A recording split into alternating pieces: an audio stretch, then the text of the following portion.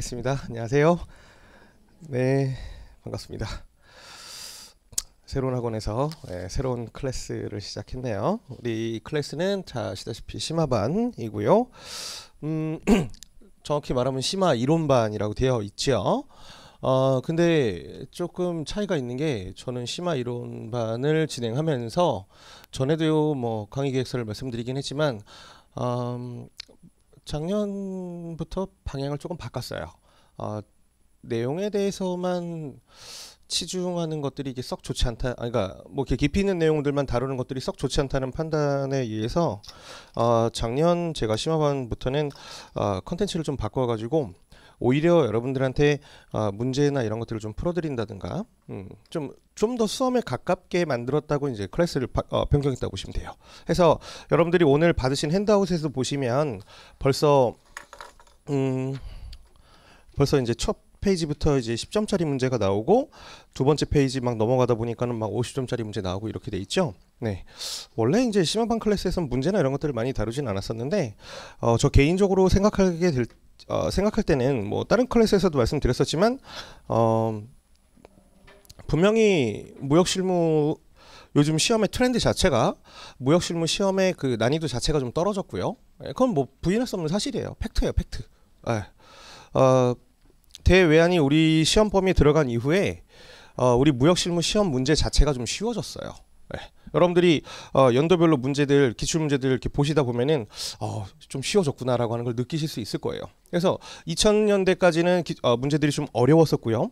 2010년도 내려오면서 점차 떨어져가지고 금년도 기출문제 보셨는지 모르겠는데, 금년도 기출문제는 솔직히 말해서 기본 이론 강의 정도만 듣고 여러분들이 그걸 내용을 숙지하시다는 가정하에서 들어가셔도 아무런 지장이 없는, 소위 우리 수업 시간에 다 배운 그런 내용들 정도로 출제가 되었고, 사실은 여러분들이 기본 이론 강의 듣고 그냥 가셨어도 만약에 쓰실 수만 있었다면, 그러니까 여러분들이 그 공부하셨던 내용들을 펴낼 수만 있다고 하게 되면 전혀 시험 보는데 어려움이 없는, 뭐 전년도에도 크게 다르진 않았었습니다. 그래서 이렇게 오히려 여러분들한테 불필요하게 공부의 양을 늘리는 것보다는 좀 이렇게 질을 잘 갖추는 것들, 더군다나 문제나 이런 부분들을 좀 많이 다루어 보아가지고 여러분들이 좀 더 실전에 사용할 수 있도록, 물론 뭐 문제만 풀어드리는 강의, 뭐 문제풀이반이나 이런 것들이 물론 있기는 하지만, 그럼에도 불구하고 여러분들이 미리미리 조금 더 그런 연습을 해보면 좀 좋겠다는 생각하에서 문제를 조금 더 치중을 하고요. 그래서 예전 클래스에서는, 예전에 제가 뭐 심화 강의를 제가 한두 해 하는 게 아니니까요,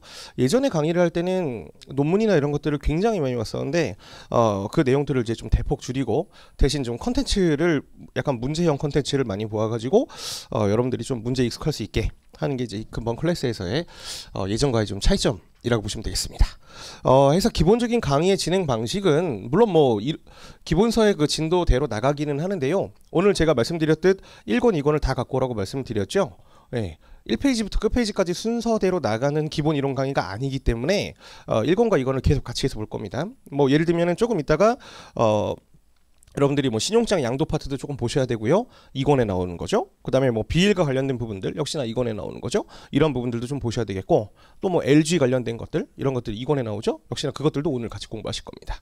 물론 오늘의 진도는 무역의 개요, 그리고 무역계약 두 가지 섹션, 우리 제일 첫 번째 나오는 그 클래스이긴 하지만은 이제 앞과 뒤를 조금 연결하는, 그게 이제 이번 클래스에서의 좀 차이점이라고 보시면 되겠고요.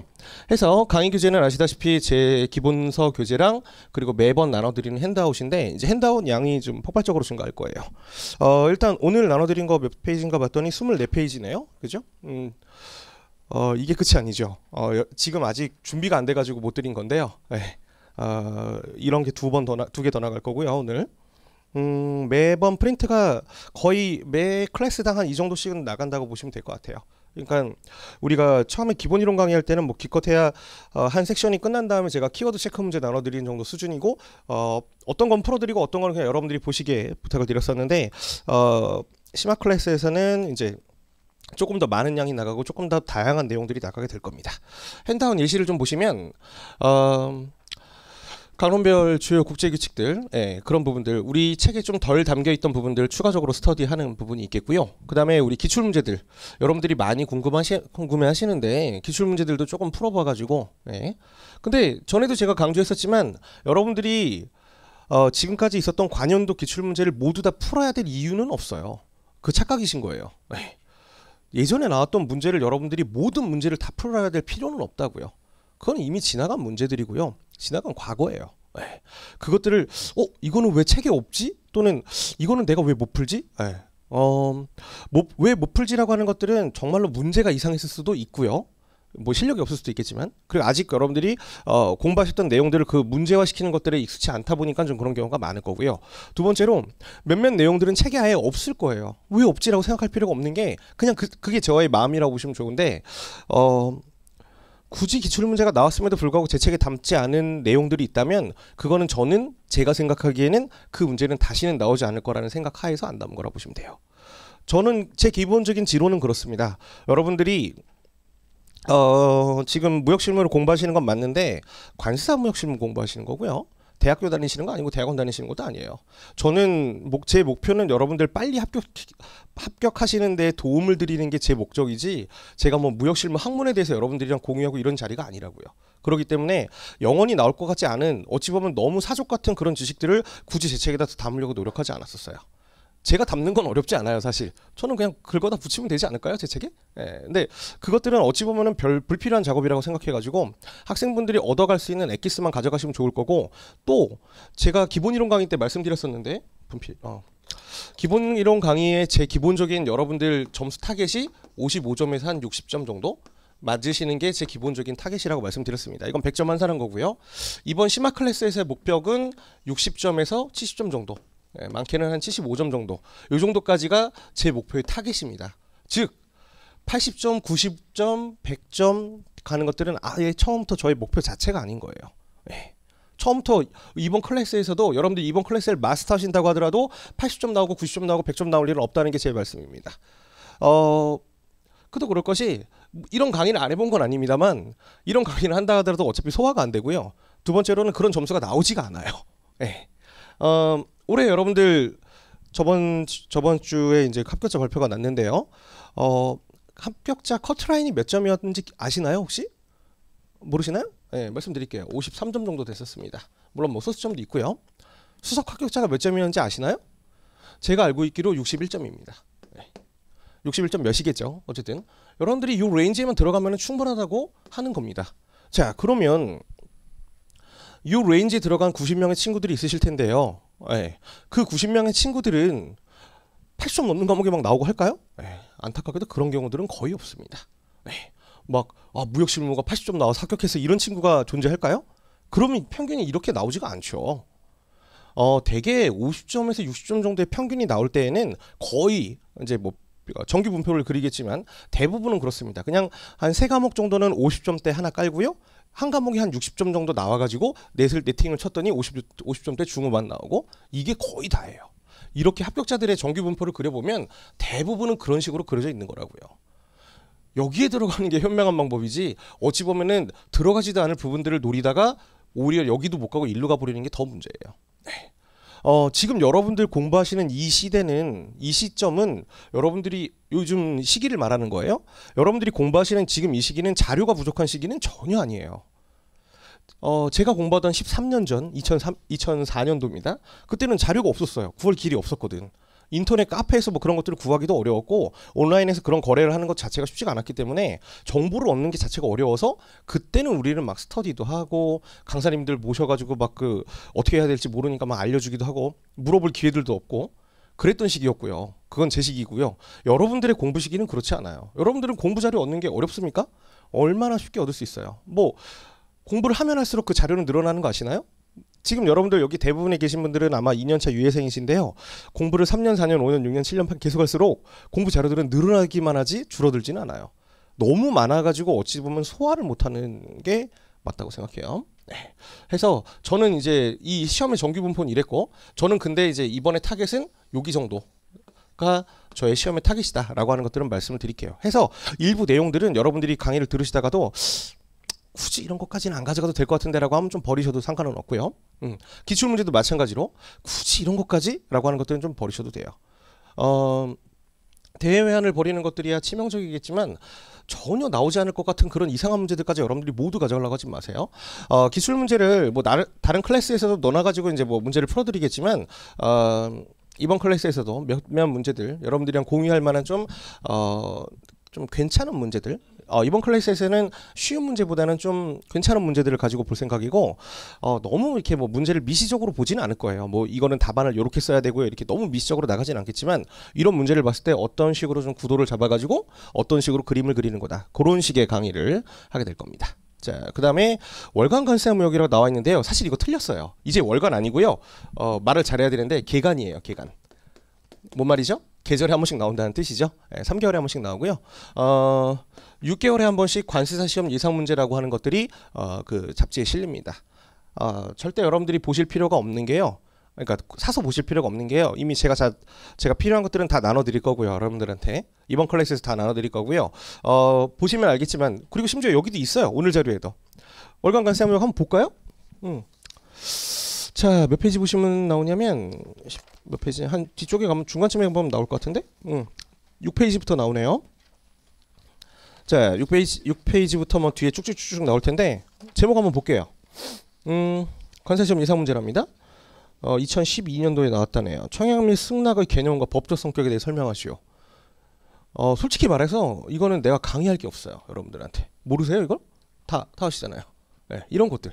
네, 이런 것들도 있었고요. 좀 하나 넘겨볼게요. 근데 진짜로 뭐 빈말이 아니라 여러분들이 슉 넘겨보면 알겠지만 내가 강의할 게 없어요. 다 아시는 거잖아요. 두 번째, 16년 8월에 작년 8월에 나온 거네. 무역계약의 성립, 그리고 요건과 유효 요건에 대해 설명하시오. 인데 이것도 여러분들이 대충 보시면 무역계약의 성립이나 계약의 성립 요건을 모르시는 분은 여기에 한 명도 없을 거예요. 그죠? 다만 무역계약의 유효 요건이라고 해서 약간의 그냥 민법상의 개념들이 조금 추가돼 가지고 이런 부분들을 제가 조금 더 여러분들한테 메이크업 해드리면 될 것 같아요. 이런 류의 문제들이 이렇게 실립니다. 또 한 페이지 넘겨보면은 10페이지입니다. 자, 국제운송 매매거래의 선적 조건 및 뭐 운송일자 선적과 관련된 해석 방식을 UCP에 근거해 가지고 설명하시오. 뭐 이런 문제들. 이거는 좀 여러분들이 어디서 좀 본 듯한 문제일 건데, 예. 이런 식의 문제들. 이거 언제 거야? 2009년도 1월달에 나온 거네요. 네. 이런 류의 문제들은 그래도 조금 저희가 볼 내용은 있을 것 같기는 해요. 자, 이런 류의 문제들을 제가 셀렉션 해가지고 여러분들한테 드릴 거기 때문에 제가 드리지 않는 것들은 볼 필요가 없다고 생각하시면 되는 거겠고요. 제가 드린 것들도 몇몇 문제들은 그냥 보세요라고 할 거예요. 네. 강의할 게 없는 것들은. 네. 어쨌든 그런 문제들이 2008년도부터 해가지고 지금까지 매번 나오고 있고 제가 모든 자료들을 다 갖고 있기 때문에 전혀 걱정하실 필요는 없겠습니다. 그 다음에 무역신문 분야 주요 논문이라고 나와 있는데 이 부분을 제가 좀 줄였어요. 여기랑 대법원 판례 대항사형사 중재원 중재 사례를 조금 줄였어요. 다만 그럼에도 불구하고 논문을 안 보지는 않을 거예요. 여기 석사까지 공부하신 분이 얼마나 계실지 모르겠는데요. 석사 과정에 들어가면 조금 다른 게 이렇게 논문 쓰는 방법이나 이런 것들을 좀 배워요.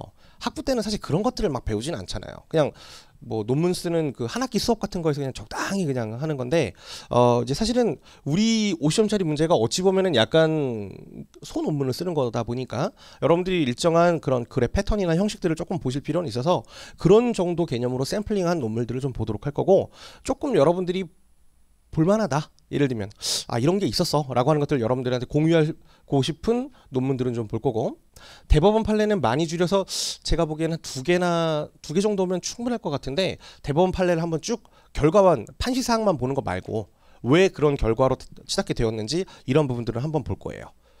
예를 들면은 대판까지 왔다는 거는 이미 지방법원, 고법, 대법 다 온 거잖아요. 그러면서 이제 어떤 식으로 흐름이 좀 변화가 되는지, 또 실제로 무역 실무 관련된 판례는 너무나 많아요. 엄청나게 많지 않을까요? 대판만 가더라도, 대법원 판례만 보더라도 되게 많은데요. 여러분들이 그런 대법원 판례 봤을 때 사실은 대부분 판시사항만 보면 되긴 되는데, 그것보다는 실제로는 그 대법원 판례에 나오는 그 내용의 사실관계를 여러분들이 이해하는 것들이 더 실제로 공부는 많이 됩니다. 다만 그게 과연 우리 관세사의 영역인가라고 하는 부분들에 약간 저도 좀 회의가 들고, 과연 그런 식으로 시험 문제가 나올 것인가? 라고 하는 거에 저도 약간 이런 부분들이 좀 있어가지고 그런 것들은 좀 많이 줄여서, 근데 뭐 경험은 좀 해봐야 되니까요, 보도록 할 겁니다.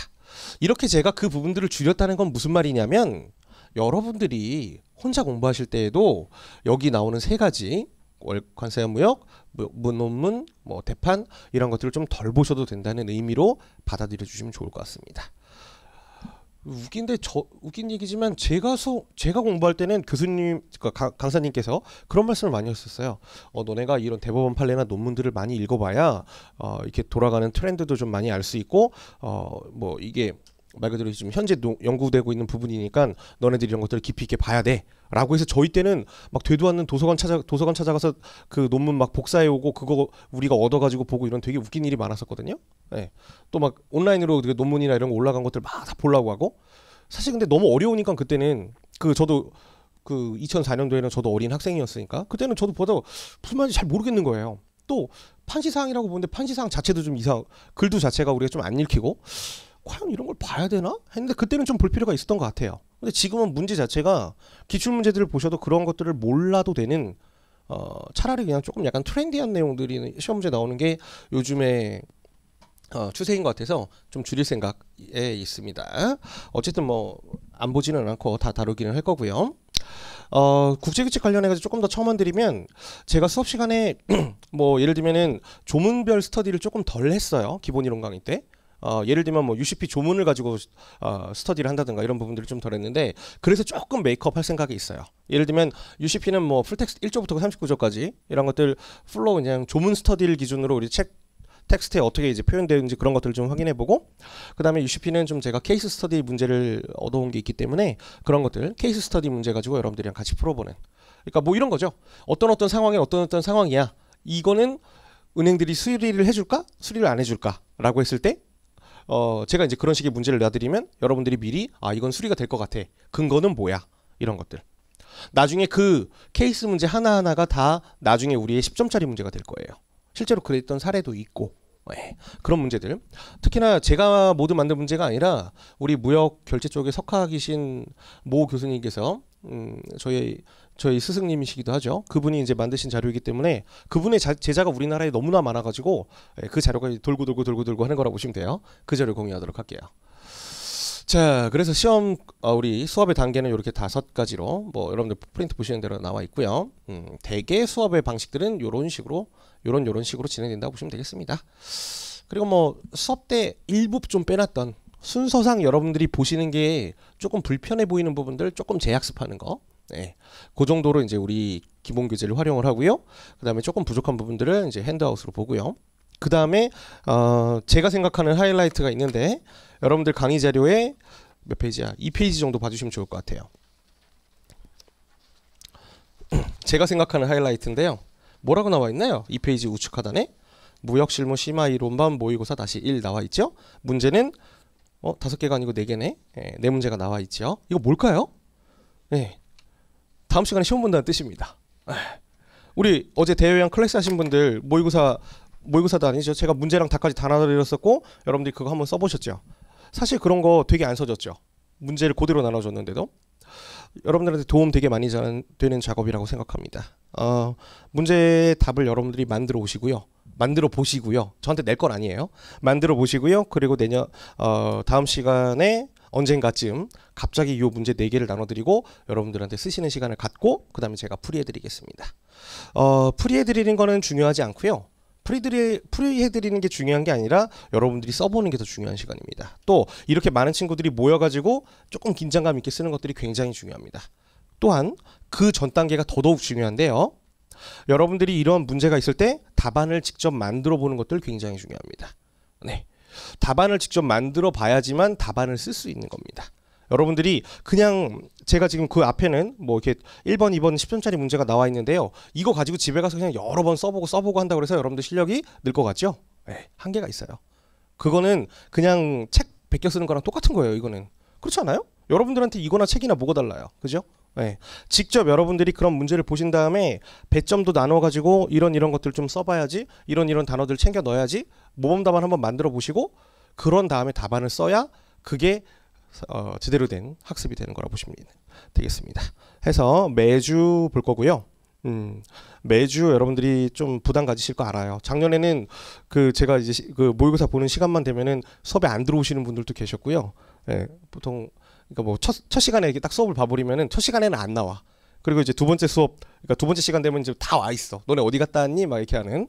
예, 점심 먹고 보려고 그러면 애들이 수업에 안 들어와. 막 이런 경우가 있었는데, 뭐 그렇게 공부하면은 뭐 공부 오래 할 수도 있는 거죠. 네, 전 그렇게 생각해요. 준비해 보시고요. 심화 이론반부터는 여러분들이 그냥 제가 떠먹여 주는 것들을 그냥 하고 있다가 드시는 수업으로는 부족하다고 생각해요. 그래서 이번 9시월은 여러분들이 조금 무역 실무에 좀 피치를 가하는, 제가 기본 이론반 강의할 때 무역 실무가 양이 많으니까 무역 실무 많이 공부하세요라는 얘기 단 한 번도 한 적 없어요. 네, 이제는 달라요. 네, 9시월부터는 무역 실무 조금 신경 써주셔야 되고요. 적어도 다른 과목보다 적게 공부하는 사람이 있어서는 안 돼요. 네, 그렇게 안 만들어 드릴 거고, 11, 12월 되면은 미리 말씀드리지만 11, 12월 되면은 무역 실무를 제일 오랜 기간 공부해야 돼요. 여러분들 공부 타임에서 가장 많은 시간을 무역 실무에 투입하지 않으면 1월 달에 아마 지옥을 맛보실 수도 있을 거예요. 왜냐면 양이 많아서, 그리고 안 써져서. 진짜 안 써져요. 집에 가서 한번 써봤나요? 진짜 안 써지지 않아요? 네. 근데 그 진짜 안 써지는 게 시간이 돼도 안 써져요. 네. 그냥 지금처럼 공부하면요. 그 말씀 꼭 강조하면서 수업 내용들은 다 설명드렸다고 보고요. 네. 자, 이제 하나씩 나가보도록 하죠.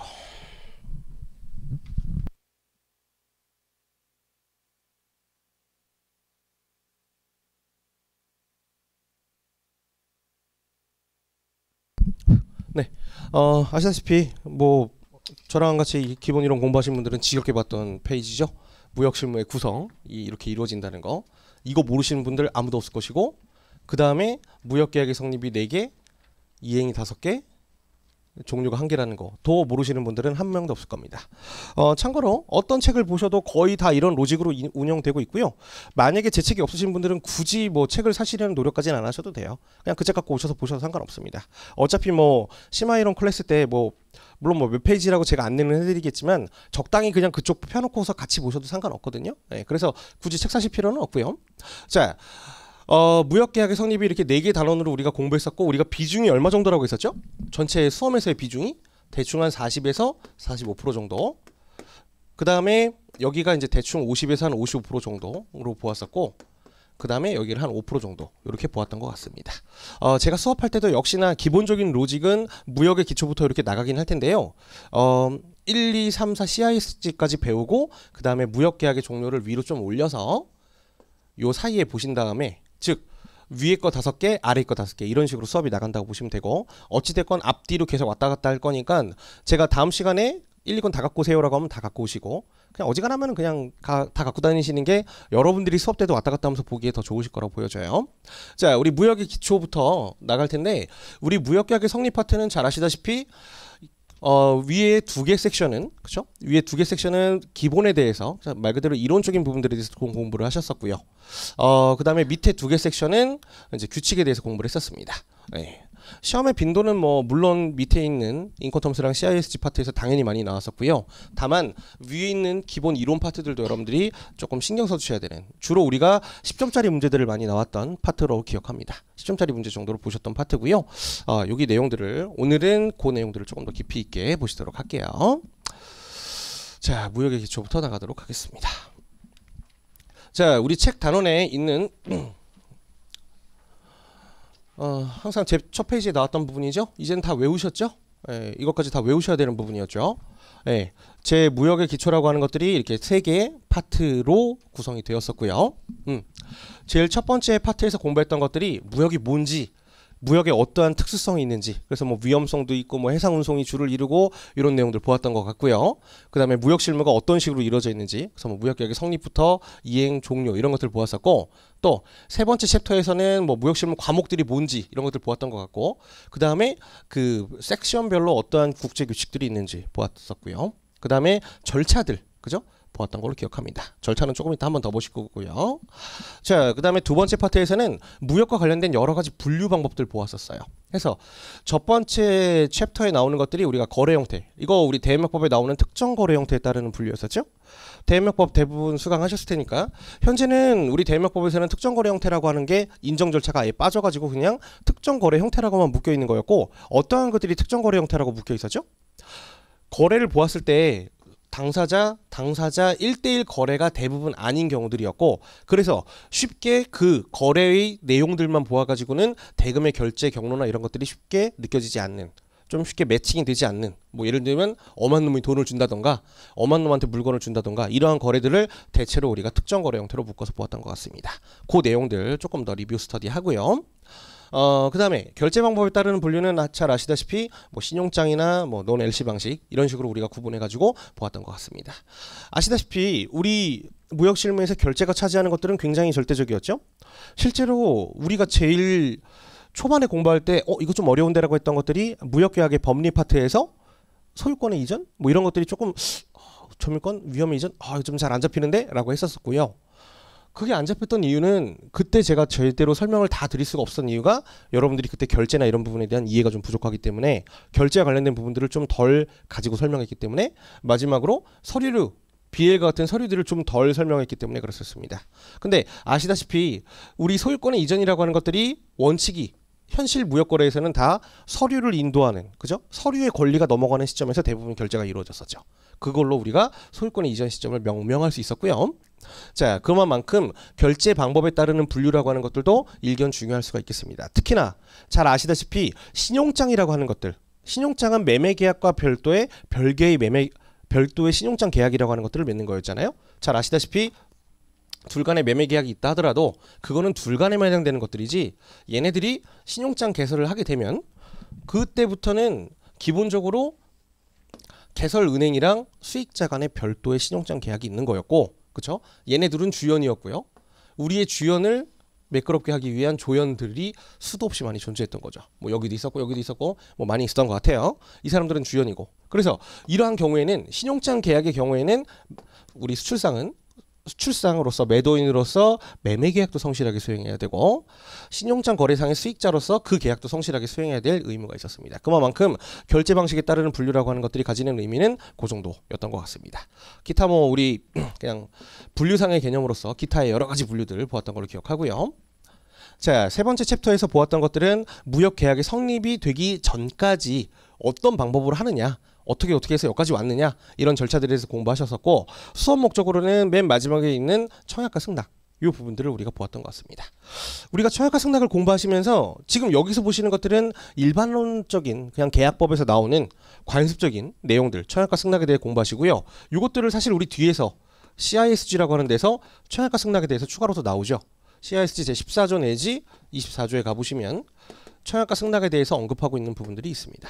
뭐 가져다 쓸 부분이 많지는 않은데 뒤쪽에 있는 승낙 파트에 가보면은 뭐 우리가 알고 있는 기본 개념들이랑 좀 패러독스였던 병균된 승낙이라든가 지연된 승낙이라든가 그런 개념들이 있었던 걸로 기억합니다. 그런 내용들 중심으로 섹션 1 보시도록 할게요.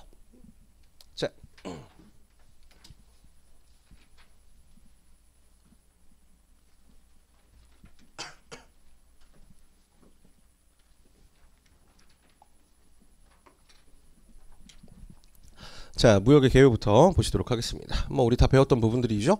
자, 무역의 특수성이라고 하는 것들이 실제로 굉장히 중요한 것들이었고, 지금에 와서 하는 거지만 어찌 보면 무역 실무의 출발이라고 하는 것들이 지금 보시는 무역의 특수성 때문에 이루어진 거라고 보시면 돼요. 무역 실무라고 하는 학문 자체가, 과목 자체가 지금 보시는 국내 거래랑은 좀 다른 여러 특이점이 있었기 때문에, 그렇죠?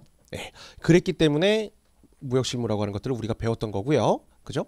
자, 그 중에서도 가장 우리가 중심적으로 보아야 됐던 부분들이 무역거래의 위험성들이었었습니다. 그래서 우리가 여러 가지를 배웠던 거였죠. 운송 중 위험을 커버하기 위해서 우리가 뭘 공부했었죠? 적하보험이라고 하는 것들을 보고했었죠.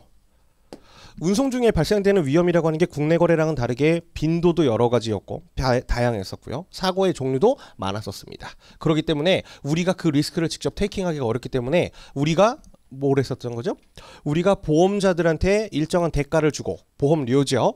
둘 간의 보험 계약을 맺어가지고 해상 위험 중에 발생되는 여러 가지 리스크들, 그런 것들을 우리가 해상 위험이라고 말을 하는데요. 해상 위험에서 발생돼서 나오는 결과, 기인한 결과인 해상 손해에 대해서 보험자들이 우리한테 뭘 주는 거였죠? 보험금을 주는 그런 보험 계약을 맺어가지고 우리가 리스크를 커버했던 걸로 기억합니다. 해서 운송 중의 위험이랑 적합보험이라고 하는 것들이 이제 문제와 솔루션 이렇게 볼 수 있었고, 우리가 실제로 운송 파트도 따로 공부했었습니다. 그죠? 예.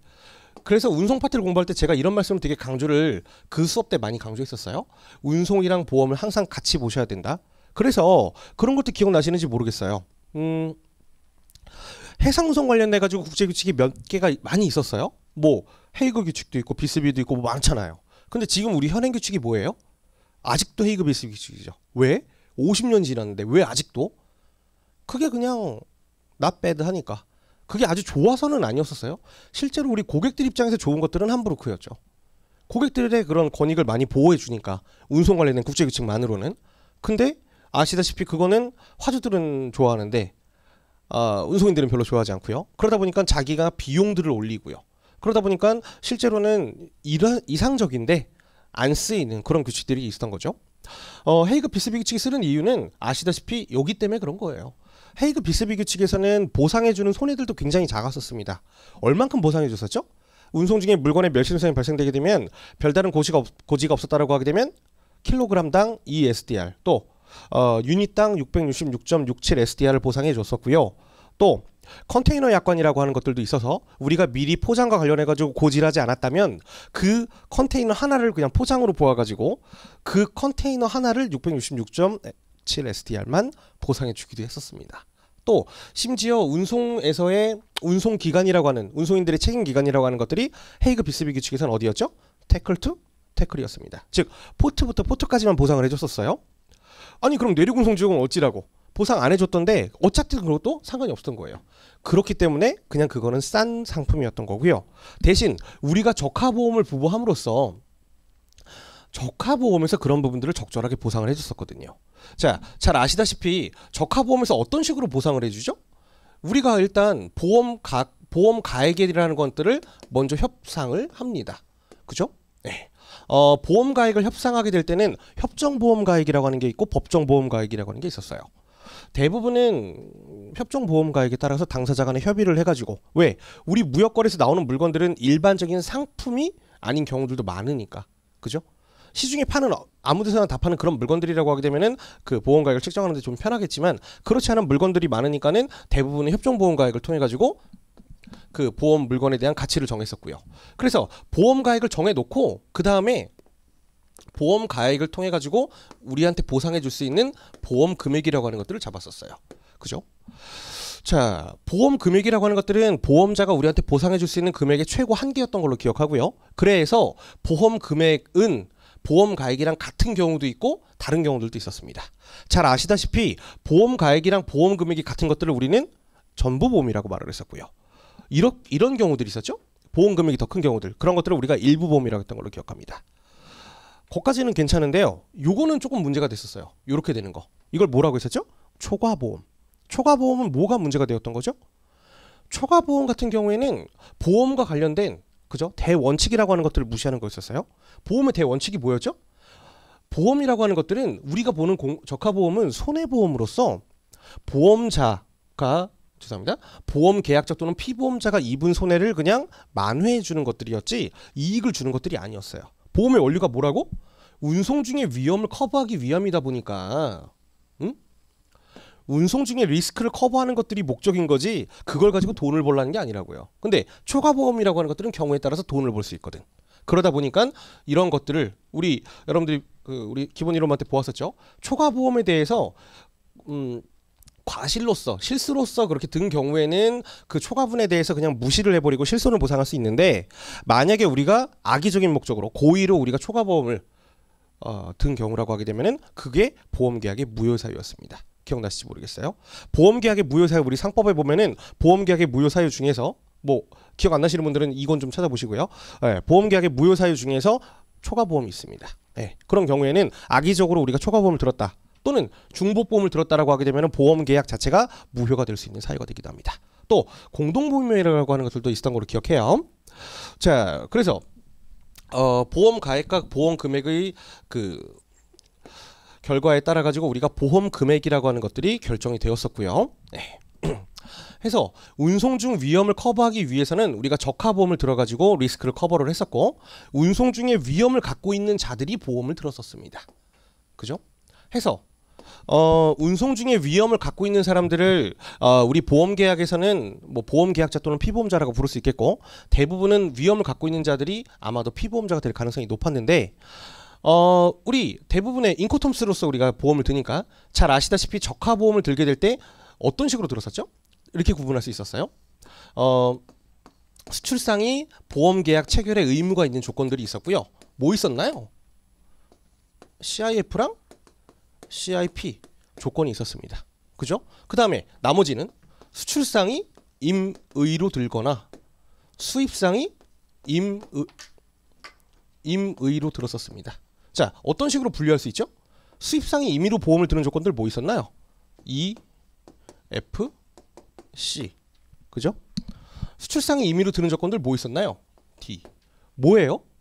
선적지 조건이랑 양육지 조건으로 볼 수 있는 거죠. 즉 내가 리스크를 갖고 있을 때 이건 뭐예요? 내가 보험계약자이자 피보험자인 조건들이었고요. 여기도 마찬가지였습니다. 여기는 나는 보험계약자이고 얘네들 우리 수입상은 피보험자인 그런 경우들이 있었습니다. 그런 방법들을 통해 가지고 위험을 갖고 있는 자들이 보험을 들어서 그 보험과 관련된 리스크를 커버를 하는 거가 첫 번째였었습니다. 자, 이렇게 되었었고요. 두 번째로 무역의 특수성에서의 위험들 보시면은 커머셜 리스크라고 하는 게 있습니다. 상업 위험이라고 하죠. 자, 상업 위험은 두 가지로 구분할 수 있을 것 같아요. 일단은 수출상의 위험들이랑 수입상의 위험들 이렇게 볼 수 있을 것 같고요. 수출상의 위험이라고 하는 것들은 보통 이런 식으로 우리가 불러요. 대금, 회수, 불능 위험이라고 부릅니다. 맞죠? 수입상은 상품, 입수, 불능 위험이라고 부릅니다. 그죠? 자, 우리 무역실무는 수출상 위주로 써 있나요? 수입상 위주로 써 있나요? 우리나라에서 공부하는 무역실무는 수출상 위주로 써져 있죠. 그러다 보니까 우리가 대금에서 불능 위험이라고 하는 것들에 대해서 굉장히 주안을 두어 가지고 우리 뒤에 무역실무 뒤쪽에 있는 내용들이 굉장히 많이 기술이 돼 있었고요. 그러다 보니까 우리가 자연스럽게 중요하게 생각했던 것들이 신용장 같은 것들이었죠. 대금에서 불능 위험을 차단하는데 가장 원천적인 수단이 안전한 결제 수단들을 가져가는 거니까요. 그죠? 그 중에서 그냥 가장 안전하다고 가장 뭐랄까 균형을 갖추었다고 볼 수 있는 것들이 신용장 거래였다 보니까 그런 신용장을 들어서 그죠? 신용장 계약을 통해 가지고 우리가 대금에서 불능 위험의 리스크를 누가 떠안아주는 거죠?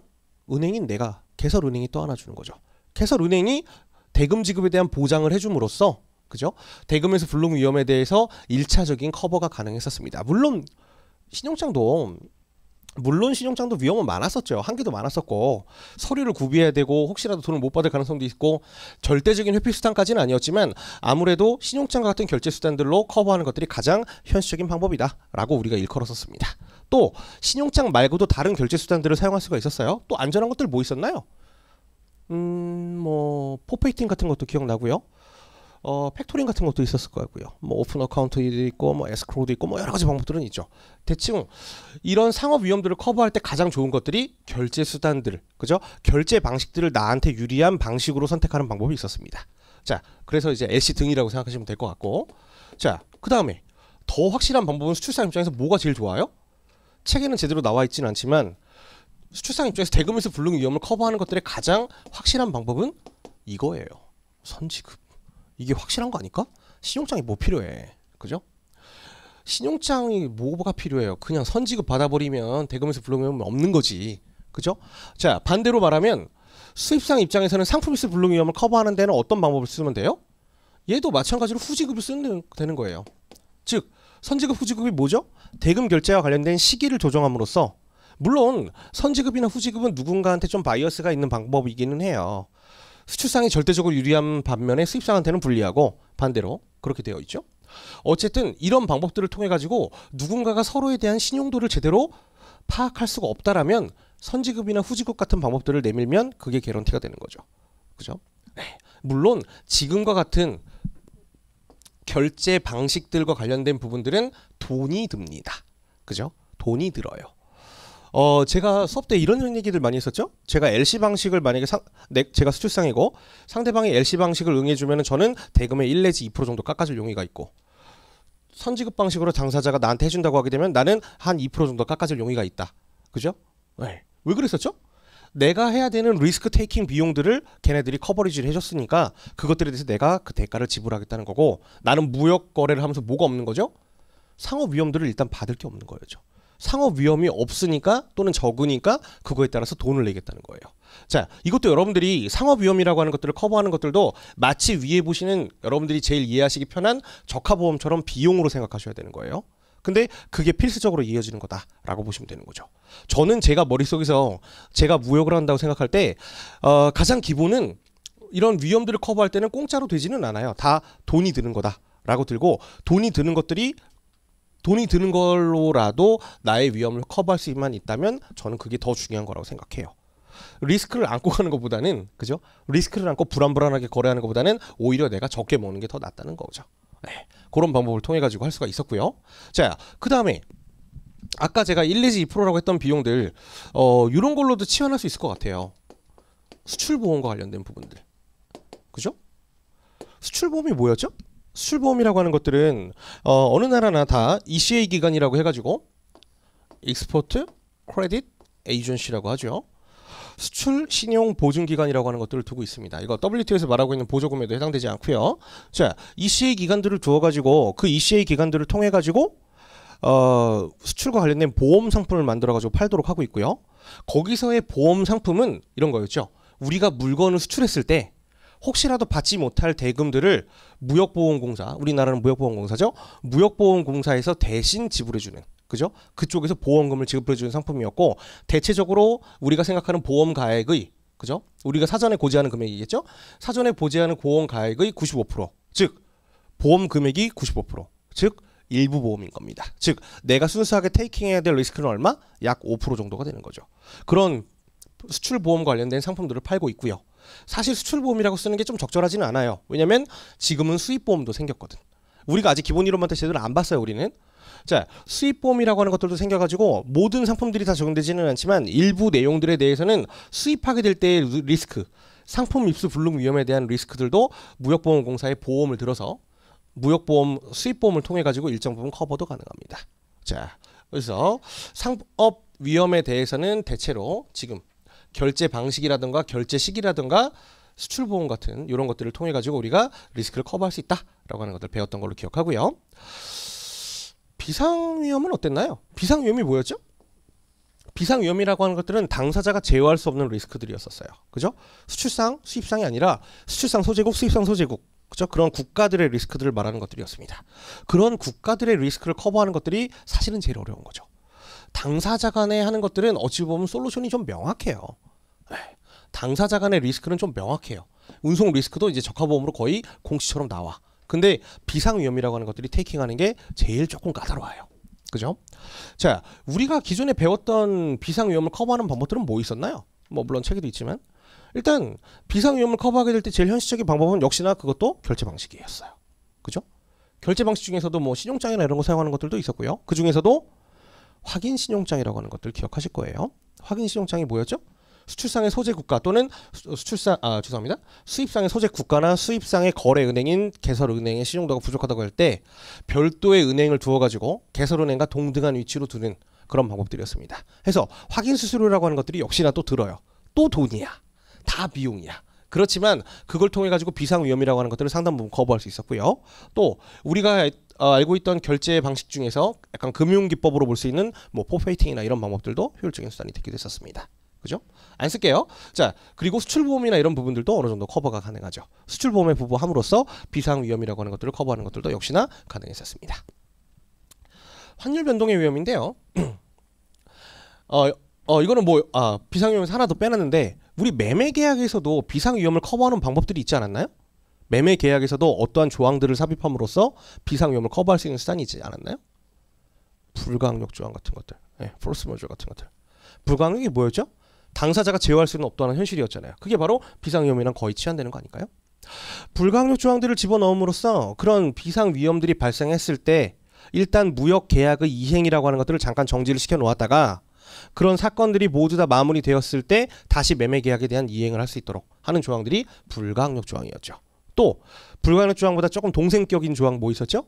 하드십 조항 같은 것들. 그죠? 그런 방법들을 사용해 가지고도 역시나 비상 위험들을 일견 커버할 수가 있겠습니다. 자, 네 번째, 환율 변동의 위험. 역시나 환율 변동의 위험은 아까 방금 말씀드렸던 하드십 조항 같은 것들을 통해 가지고 커버하는 것들도 가능하겠고요. 또는 불가항력 조항을 가지고 환율 변동의 위험들을 커버하는 것들도 가능할 거예요. 환율 변동의 위험이라고 하는 것들을 만약에 우리가 불가항력의 사유로서 집어넣는다면, 그죠? 자, 환율 변동의 위험이라고 하는 것들을 우리는 대부분 환해지라고 하는 방법들을 통해서 커버를 하곤 합니다. 여기서 말하는 환해지가 우리 어제 대회에 했었죠. 어제 그 파생 상품이라고 하는 것들 얘기했었는데 선물 거래를 한다거나 옵션 거래를 한다거나 수합 거래를 한다던가 이런 방법들을 통해 가지고 환해지를 하는 방법들이 있었습니다. 또는 저는 어떻게 환해지를 했었죠? 그냥 미리 사놨었죠. 구매에 놓아 가지고 그 때의 자산 기준으로 해가지고 저는 리스크를 테이킹하고 있는 거예요. 그런 방법들도 있습니다. 그런 방법으로 해지하기도 하고요. 또 여기도 있는데 수출보험 같은 것들, 수출보험 같은 것들 통해 가지고 커버하는 것들도 가능합니다.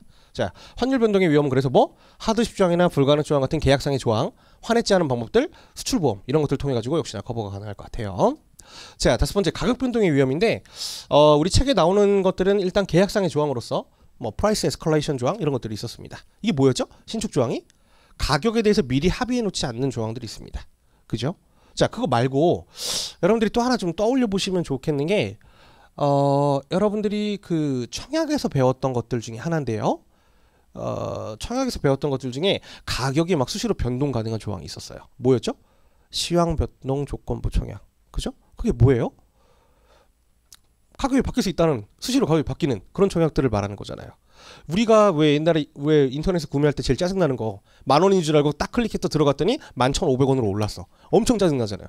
그게 바로 계약이 그 청약의 내용이 수시로 바뀌어버리는 그런 청약이죠. 물론 자유청약이긴 한데 이런 시한 조건부 청약 이런 것들도 뭐 효율적인 수단이 될 수는 있습니다. 청약자 입장에서 말이죠.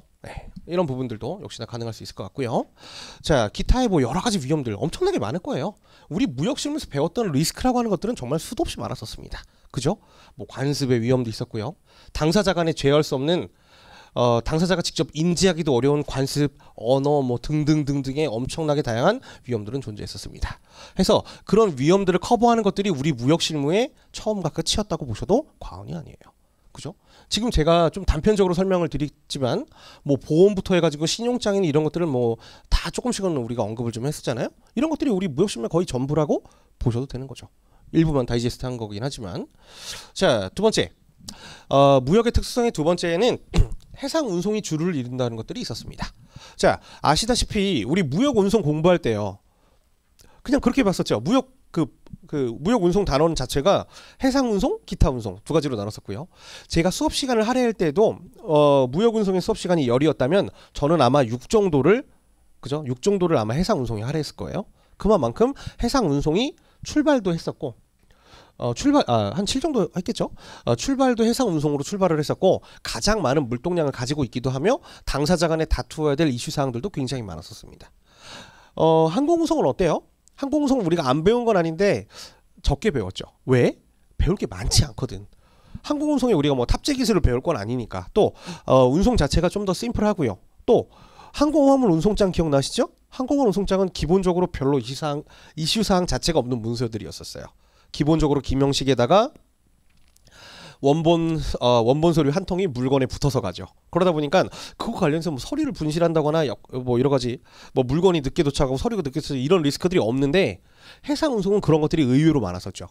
해상 운송에서는 운송 방식 자체도 위험하고, 그죠? 왜? 운송 기간 자체가 기니까. 운송 방식 자체도 위험하고 그 다음에 물동량 자체도 엄청나게 많으며 해상 운송의 주류를 이루는 BL 같은 서류들도 물론 되게 좋고 중요한 서류이긴 하지만 경우에 따라서는 리스크도 많은 그런 서류이기도 했었습니다. 그죠? 그게 어쨌든 우리 무역에서의 또 특수성이 될 수가 있을 것 같네요. 네. 자, 세 번째 국제성이라고 하는 것들, 약간 아까 우리 보았던 위험성이랑 같이 연계될 수도 있는 부분들인데 법규라고 하는 것들이 굉장히 다양하게 존재할 수밖에 없었습니다. 우리나라의 법과 걔네 나라의 법을 모두 다 일방의 법을 적용하는 것들이 조금 한계가 있었기 때문에 그래서 보통은 국제규칙이나 국제협약이나 이러한 것들을 다양하게 활용을 했었죠. 그래서 우리가 매매계약에서는 보통 어떤 협약들? 인코톰스라든가 또 CISG라든가 이런 국제물품 매매계약에 관한 국제물품 매매계약에 관한 유엔 협약, 또 정연거래조건의 해석에 의한 국제규칙 이런 것들을 통해 가지고 우리 무역계약을 어떻게 했었죠? 이러한 것들은 답은 표준화하는 것들이 가장 답이었습니다. 인코톰스나 CISG라고 하는 것들은 말 그대로 표준화 시켜버리는 거예요. 그래서 매매계약할 때 청약은 이거야, 승낙은 이거야.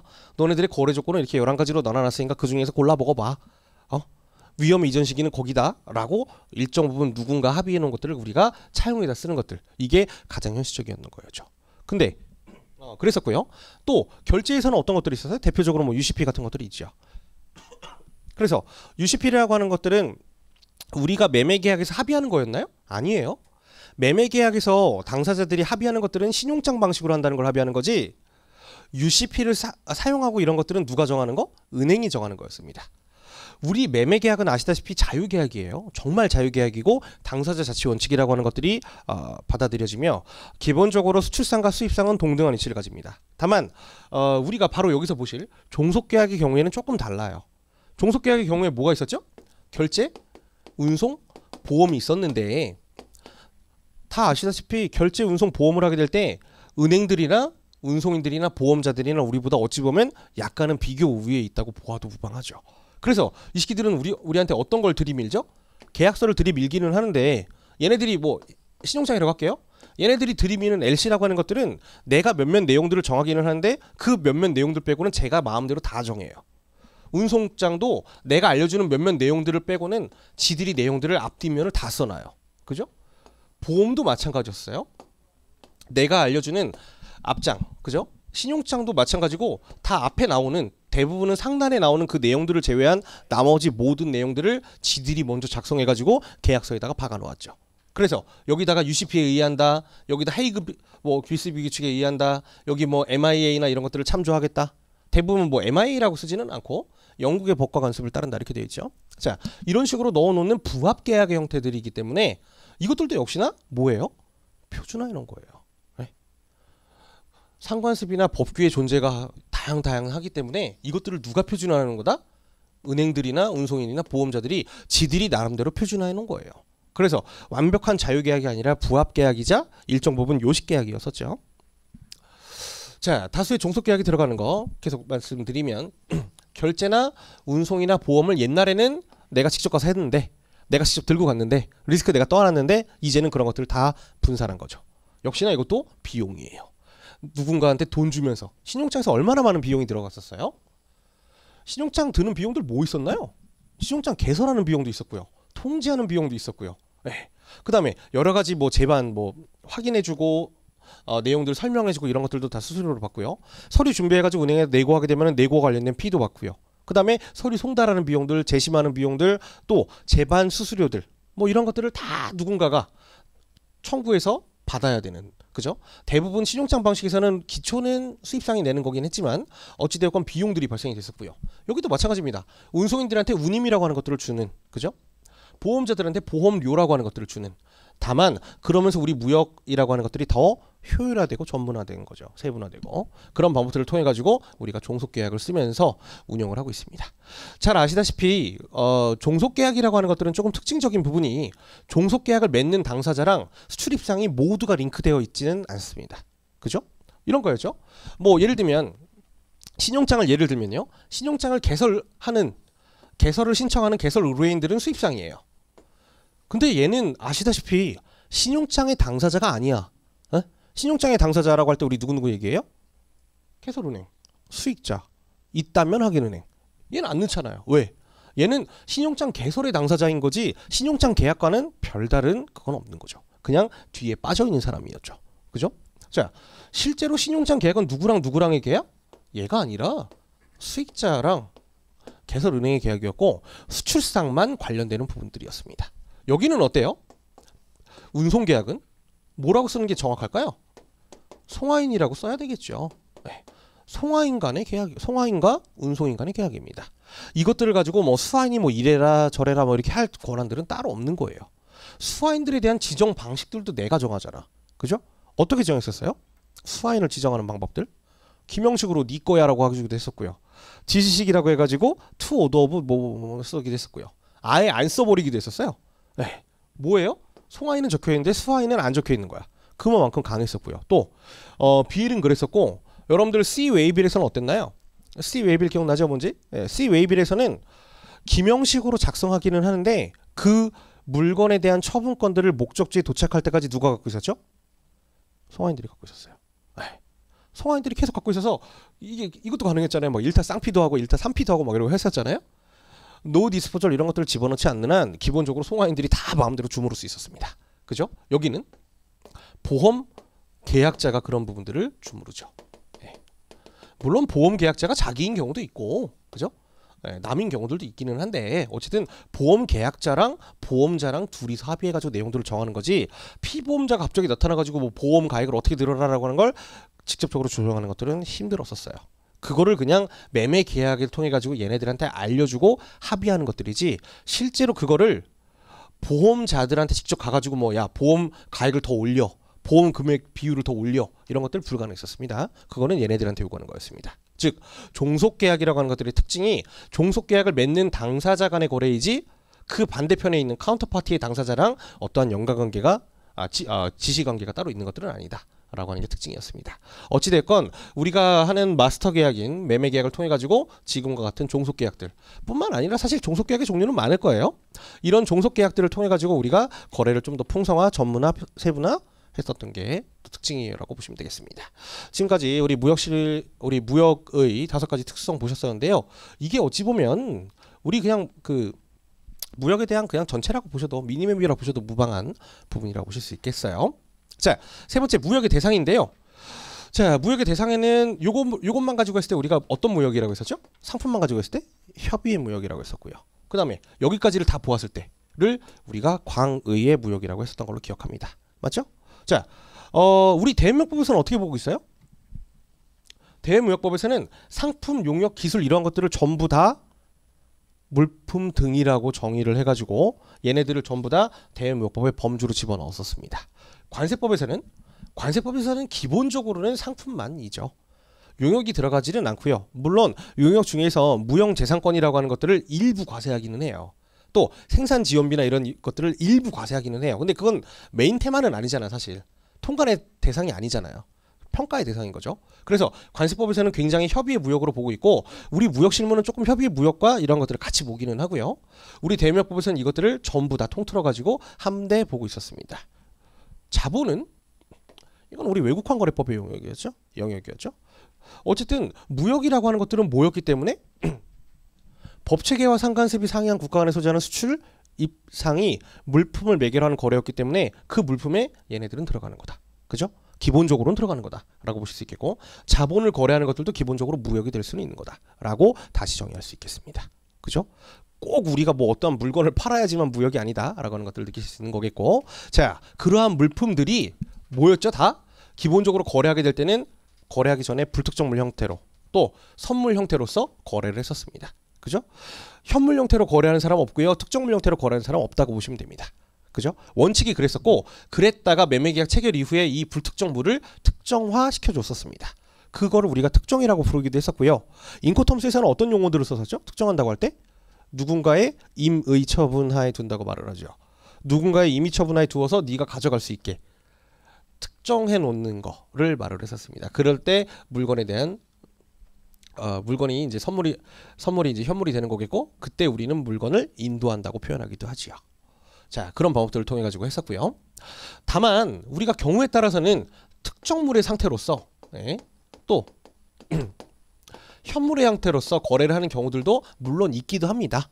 뭐 바로 다음 시간에 공부하실 것 같은데 BWT 거래 같은 경우들, 그죠? 그런 경우라면은 BWT 거래가 뭐였어요?